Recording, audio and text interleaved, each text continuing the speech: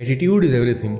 मैंने अपनी पिछली वीडियो में आपको इस बुक की 3 की आइडियाज बताए थे और ये वीडियो उसी का पार्ट 2 है, जिसमें आपको जानने मिलेगा कि कंफर्ट जोन से कैसे बाहर आया जाए। आप जानेंगे कि कैसे आपको बात करने का तरीका आपको सक्सेसफुल होने से रोक रहा है, और इस वीडियो में आप सीखेंगे कि कैसे हम अपनी फियर को ओवरकम करके एक विनर जैसा एटीट्यूड बना सकते हैं। तो चलिए देर न करते हुए वीडियो स्टार्ट करते हैं। दोस्तों, आपके वर्ड्स में, आपके शब्दों में बहुत ताकत होती है। वो एक बेहतर फ्यूचर बना भी सकते हैं और बर्बाद भी कर सकते हैं। आप खुद से बार बार जैसी बातें करते हैं वैसा ही आपका बिलीव बन जाता है, और जैसा आपका बिलीव होता है आपको रिजल्ट भी वैसे ही मिलते हैं। एग्जाम्पल, राहुल सोचता है वो सेल्स में अच्छा नहीं है। वो खुद से और अपने दोस्तों से यही कहता है, मैं कभी सेल्स में अच्छा नहीं कर सकता।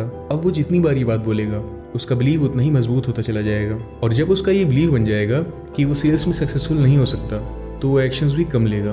वो कुछ भी प्रोडक्टिव ऐसा नहीं करेगा जिससे वो एक अच्छा सेल्समैन बन सके, और इस वजह से उसके बिलीव और भी ज़्यादा नेगेटिव होते चले जाएंगे। और अब तक तो आप समझ ही गए होंगे कि उसका फ्यूचर कैसा होने वाला है। वहीं राहुल से बिल्कुल अपोजिट उसका दोस्त राजेश, जो राहुल की जितनी क्वालिफिकेशन और स्किल्स रखता है, वो खुद से और सबसे ये कहता है कि देखना, मैं एक दिन वर्ल्ड का बेस्ट सेल्समैन बन के दिखाऊंगा। और वो इस बात पे बिलीव करता है कि एक दिन वो वर्ल्ड का बेस्ट सेल्समैन बनेगा। अब क्योंकि उसका ये बिलीव है कि उसे वर्ल्ड्स बेस्ट सेल्समैन बनना है, तो वो एक्शंस भी वैसे ही लेगा। वो खुद की पर्सनैलिटी पे, बॉडी लैंग्वेज पे और कम्युनिकेशन स्किल्स पे काम करेगा, जो उसे वर्ल्ड्स बेस्ट सेल्समैन ना सही लेकिन एक सक्सेसफुल सेल्समैन जरूर बना देगी। तो दोस्तों, देखा आपने कैसे हमारी बात करने का तरीका ये डिसाइड करता है कि हम सक्सेसफुल होंगे या नहीं। हमें अपने गोल्स दूसरों को बताने चाहिए या नहीं। मैंने अभी तक जो एक बात सीखी है वो ये है कि अपने गोल्स कभी किसी नेगेटिव इंसान के साथ डिस्कस मत करिए। वो आपको वो सारे पॉइंट्स बता देंगे कि क्यों आप सक्सेसफुल नहीं हो सकते, और ऐसे लोग ज़्यादातर वही होते हैं जिन्होंने अपनी लाइफ में तो कुछ किया नहीं और दूसरों को कुछ बड़ा करते देख नहीं सकते। एग्जाम्पल, मान लीजिए आपको एक बिजनेस स्टार्ट करना है, और उसे स्टार्ट कैसे किया जाए ये अपने चाचा चंपक से पूछेंगे, जिन्होंने अपनी ज़िंदगी किसी दूसरे की नौकरी करने में गुजार दी। तो क्या लगता है वो आपको क्या एडवाइस देंगे?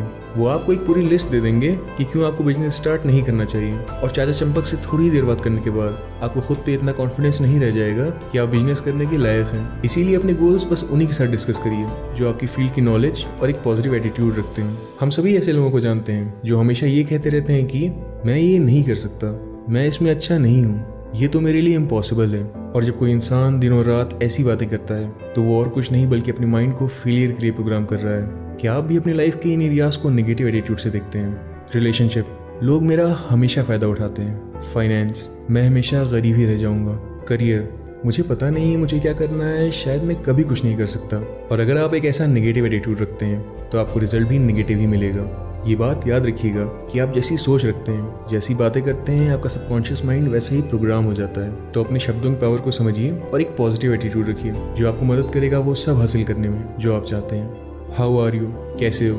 अब अगर मैं आपसे पूछूं हाउ आर यू, तो आपका जवाब 2 या 3 वर्ड से ज़्यादा नहीं होगा, और ये 2-3 वर्ड आपके और आपके एटीट्यूड के बारे में बहुत कुछ बता जाते हैं। नॉर्मली इसका जवाब लोग 3 कैटेगरी में देते हैं, नेगेटिव, मीडियोकर और पॉजिटिव। तो आइए इन तीनों कैटेगरी को थोड़ा डीपली समझते हैं। नेगेटिव रिस्पॉन्स, जब आप किसी नेगेटिव इंसान से पूछेंगे हाउ आर यू, तो उनका रिस्पॉन्स ज़्यादातर ये होता है कि मैं बहुत थका हुआ हूँ, आज तो मेरा दिन ही नहीं है, लाइफ में कुछ सही नहीं जा रहा और शायद कभी कुछ सही जाएगा भी नहीं। और ऐसे लोग खुद तो नेगेटिविटी में जीते ही हैं, साथ ही साथ जो उनका हाल पूछता है उन्हें भी नेगेटिव फील कराते हैं। मीडियोकर रिस्पॉन्स, मीडियोकर रिस्पॉन्स वालों का जवाब ये होता है कि बस भाई कट रही है ज़िंदगी, ठीक ही ठाक है, वही पहले जैसा। अब आप ही बताइए कि आप सच में एक ऐसे इंसान के साथ ज़िंदगी गुजारना चाहेंगे जो बस ज़िंदगी काट रहा है? क्या आप ऐसे इंसान के साथ बिजनेस करना चाहेंगे जो पहले जैसी सोच रखता है? क्योंकि ऐसे लोगों ने सालों साल मीडियोकर सोच और बातें कर करके एक मीडियोकर एटीट्यूड डेवलप कर लिया है, जो उन्हें मीडियोकर रिजल्ट और एक मीडियोकर लाइफ देगा जो शायद आप नहीं चाहते। फिर आता है पॉजिटिव एटीट्यूड। पॉजिटिव एटीट्यूड वाले एक अलग ही एनर्जी के साथ जवाब देते हैं, शानदार, ज़बरदस्त, जिंदाबाद। अरे भाई, इससे अच्छा तो हो ही नहीं सकता। और ऐसे लोग आपको कभी उदास, परेशान या कंप्लेन करते नहीं देखेंगे। ये कभी प्रॉब्लम का रोना नहीं गाते बल्कि सॉल्यूशन पे फोकस करते हैं। ऐसे इंसान के साथ हर कोई रहना चाहता है। वो एक पुरानी कहावत है ना, किसी के आने से खुशी होती है तो किसी के जाने से। और आपको एक ऐसा एटीट्यूड डेवलप करना है कि आपके आते ही लोग खुशी से पागल हो जाएं। Stop complaining. लेडी हॉलैंड कहती हैं परेशानियां बच्चों की तरह होती हैं, आप उसका जितना लाड प्यार करेंगे वो उतनी ही बढ़ती चली जाएंगी। वो इंसान जिंदगी में कभी कुछ बड़ा नहीं कर सकता जो हमेशा कंप्लेन करता रहता है। अगर मेरे पास पैसे होते तो शायद मैं भी बिजनेस कर पाता, अगर मेरा एडमिशन उस कॉलेज में हुआ होता तो शायद मैं भी आज किसी बड़ी कंपनी में काम कर रहा होता। किसी ने सही कहा है कि अगर आपके पास पीने के लिए साफ पानी और 2 वक्त का खाना है तो आपको कंप्लेन करने का कोई हक नहीं। दोस्तों, आपको ये बात समझनी होगी कि कंप्लेनिंग एटीट्यूड रख के आप जिंदगी में कभी कुछ बड़ा हासिल नहीं कर सकते। इसके बजाय आप ये देखिए कि आपके पास कितना कुछ है जिसके लिए दुनिया में लाखों लोग तरस रहे हैं। अपने डर पे जीत हासिल करके आगे कैसे बढ़ें। अगर आपको सच में सक्सेसफुल होना है तो आपको अनकंफर्टेबल होना होगा। ये बात सुनने में बहुत सिंपल लगती है, लेकिन ज़्यादातर लोग करते क्या हैं, जब वो कोई फियरफुल या अनकंफर्टेबल सिचुएशन फेस करते हैं वो डर की वजह से एक्शन नहीं लेते, जिस वजह से वो कभी अपने कंफर्ट जोन से बाहर नहीं आ पाते। दोस्तों, हम सबके अपने अलग अलग डर होते हैं। एग्जाम्पल, कोई पब्लिक स्पीच देने से डरता है तो कोई लाइफ में एक बड़े चेंज से, कोई फेल होने के डर से डरता है तो कोई एक नया दोस्त बनाने से।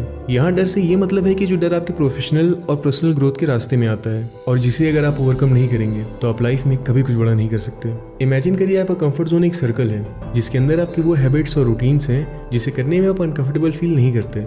लेकिन जैसा हम सब जानते हैं, आज तक कोई भी एक ऐसा इंसान नहीं हुआ जो अपने कंफर्ट जोन में रहकर बहुत सक्सेसफुल हुआ हो। क्योंकि जब भी आप अपने कंफर्ट जोन से बाहर आने की कोशिश करते हैं आप नर्वस और एंशियस फील करने लगते हैं, जिस वजह से आप वापस अपने कंफर्ट जोन में चले जाते हैं। दोस्तों, काश मैं आपको एक ऐसा सॉल्यूशन दे पाता जिससे आप बिना कोई एफर्ट किए, बिना कोई फियर और एंजाइटी के अपने कंफर्ट जोन से बाहर आ पाते। लेकिन अनफॉर्चुनेटली ऐसा कोई रास्ता नहीं। आपको जिंदगी में कुछ बड़ा करने के लिए, कुछ सीखने के लिए अपने डर का सामना करना ही होगा, अपने डर पे जीत हासिल करनी ही होगी। तो अगली बार जब भी अपने कंफर्ट जोन से बाहर आते वक्त आप कोई ऐसी सिचुएशन फेस करिए कि जब आपको माइंड कहे ये मुझसे नहीं होगा, तुम कुछ बड़ा करने के लिए नहीं बने, तो ये बात याद रखिएगा कि हमारा माइंड हमें फियर और एंजाइटी इसीलिए फील कराता है क्योंकि उसे अनकंफर्टेबल होना पसंद नहीं। लेकिन बिना अनकंफर्टेबल हुए आप कुछ भी हासिल नहीं कर सकते। इसीलिए एक पॉजिटिव एटीट्यूड रखते हुए अपने कंफर्ट जोन से कदम बाहर निकालिए। और अगर आपने आज एक कदम भी बाहर निकाला तो आप विनर हैं। क्योंकि दोस्तों, एक दिन में सचिन ने 100 सेंचुरी नहीं मारी, एक दिन में कलाम साहब इस देश के प्रेसिडेंट नहीं बने, लेकिन उनका एटीट्यूड एक विनर जैसा था, इसीलिए वो विनर बने। तो आपको भी अपने कंफर्ट जोन से बाहर आने के लिए रोज छोटे छोटे कदम लेने होंगे और हर कदम के साथ खुद को ये बोलिए कि मैं एक विनर हूँ। तो दोस्तों, ये था एटीट्यूड इज एवरीथिंग का पार्ट 2। मुझे उम्मीद है आपको ये वीडियो पसंद आई होगी। और अगर आप फ्यूचर में ऐसी नॉलेजेबल बुक्स की समरीज और मोटिवेशनल वीडियोस देखना चाहते हैं तो इस वीडियो को लाइक करके सब्सक्राइब करना मत भूलिएगा।